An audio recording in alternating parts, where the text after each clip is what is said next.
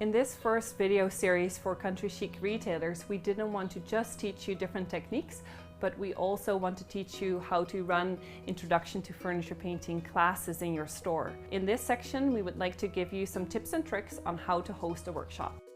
Teaching classes is a great way to generate extra income and to get people excited about using the products and get them started on their own projects.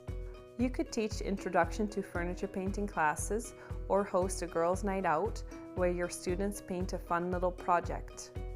There are so many different classes you can teach, and we would love to hear what kind of classes you organize, so make sure to share on our Facebook group. Let's start with which techniques are great to cover in an intro workshop. The wet distress method, the dry distress method, and the resist method. Aside from these techniques, you'll want to teach what makes Country Chic paint unique, how to properly prep the surface of a piece of furniture, what supplies to use, paint application, and how and when to use wax and tough coat. We recommend letting your students practice the different techniques on pieces of practice board, just like we showed you in this video series. But we recommend that you also allow them to use what they've learned on one or two small projects. You could let them paint a picture frame, a small wooden box, or any little knick-knack that they can take home, so it can be a great reminder of their class with you. In addition, we believe it is a great idea to help your students paint their own personal color card. This will give your students something to do while the paint is drying, and it allows them to see the actual paint colors in their own space, so they can more easily decide what colors they like and what paint to purchase. We offer blank color cards on the website that you can order at cost, so that you have professional looking cards to use. To make your workshop extra successful, we recommend thinking about a few little extra things you can offer your attendees. You want them to have a great experience and come back to you for advanced classes and for more products. Provide some snacks. Include a one-time discount on their purchase on the day of the workshop. You can also show some flexibility and allow them to come back within a week to use the discount. It puts less pressure on them than making it only available on the day of the workshop. Include a small gift or a goodie bag for them to take home. Do a draw for a door prize, for example, a basket with some paint, a brush, and a wax. Hold a fun little contest for the person that comes up with the most surprising layered color combination. Class structure. Your introduction to furniture painting class will run for about 4 hours. You could do an afternoon class from 1 till 5 or a class from 10 to 3 with a lunch break in between. Another option is spreading the class out over 2 evenings from 7 to 9, for example. Here's a recommended structure for your class. Get everyone comfortable with some snacks and drinks. Providing some snacks such as cupcakes or fresh fruit or cookies, as well as some lemon or cucumber water, will make your students so much more excited about your class, so it's worth the extra effort.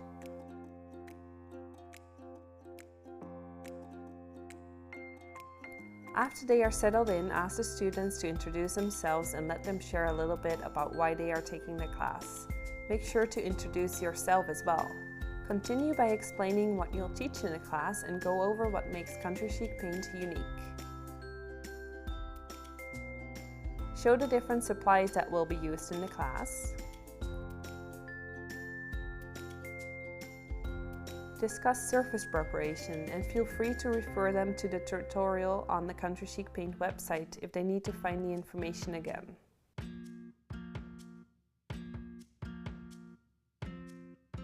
Start with painting the first practice board while showing proper brush position. We recommend letting your students pick from any of the Country Chic paint colors, so you'll want to have sample jars open on the table of all colors. Let them pick a dark color for the first practice board, a light color for the second, and a fun color for the third.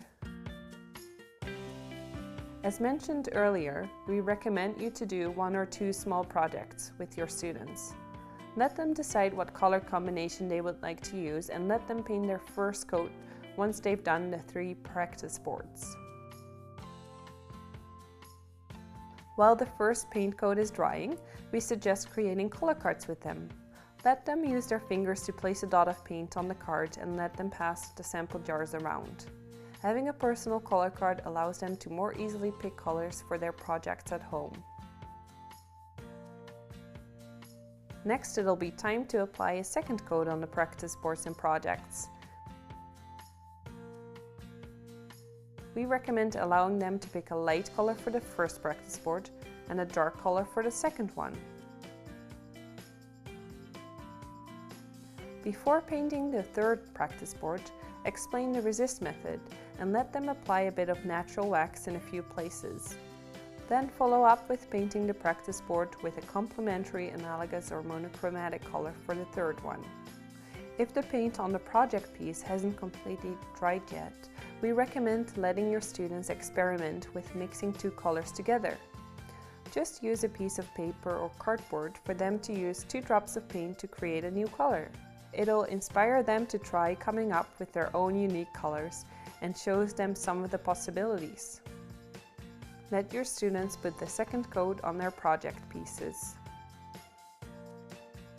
Next, you'll show the wet distressing technique on the first practice board, the dry distressing technique on the second practice board, the resist method on the third practice board. For the project pieces, let them decide what distressing method they would like to use. After all the practice boards and the projects have been distressed, it's time to go over finishing methods. We recommend you to allow them to use the natural wax on the first practice board, another wax on the second, and tough coat on the third practice board. Let them decide what finishing product they'd like to use on their project pieces.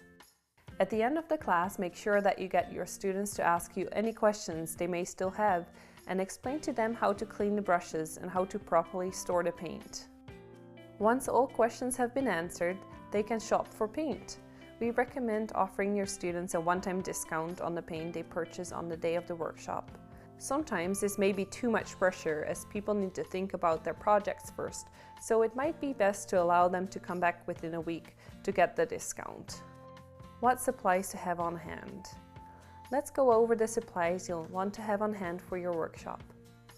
A few buckets of water to rinse out your brushes, painter's rags, you need lots of them, small paint brushes, small wax brushes, sanding sponges in different grids, kitchen scrubbies, a sample jar of each Country Chic paint color, jars of each of the waxes, a pint of tough coat and stir sticks, empty color cards and drying racks. Last but not least, it's important to carefully consider what to charge for a paint class. For a 4-hour introduction to furniture painting class, we recommend you to charge between $75 and $125. You are investing a lot of time into the class and you want it to be worth your time. But at the same time, you will give people hands-on experience that makes them better equipped to tackle their projects at home. The better they are educated, the more likely they'll come back time and time again to shop for products. If they are successful in their projects, they will get addicted before you know it. To get more people excited about your classes, you can promote your first class with a small discount, or you can offer a discount when they sign up with a friend. For example, you can give each of them $15 off. This will stimulate them to spread the word. We recommend you to have your students pay in advance. This will make sure they'll actually show up for your class. You can promote the classes on your website and social media pages. Let them know that as soon as the class fee is paid, their spot is booked. To make it more manageable for you, we recommend limiting the class size to about 4 to 6 participants. After you get more experience, you may be able to increase the class size, but make sure that you can continue to give everyone individualized attention when they need it. Don't forget that a great way to stimulate more sales is to offer your students a one-time discount. We would suggest a 10% discount on the day of the workshop, but be somewhat flexible and allow them to come back within a week if they can't make up their mind. The last thing you want is for them to feel pressured into buying something they won't use. I'm sure that they will appreciate your customer service and flexibility, and in the end, that is a better business practice than anything else. thank you so much for watching this first retailer training.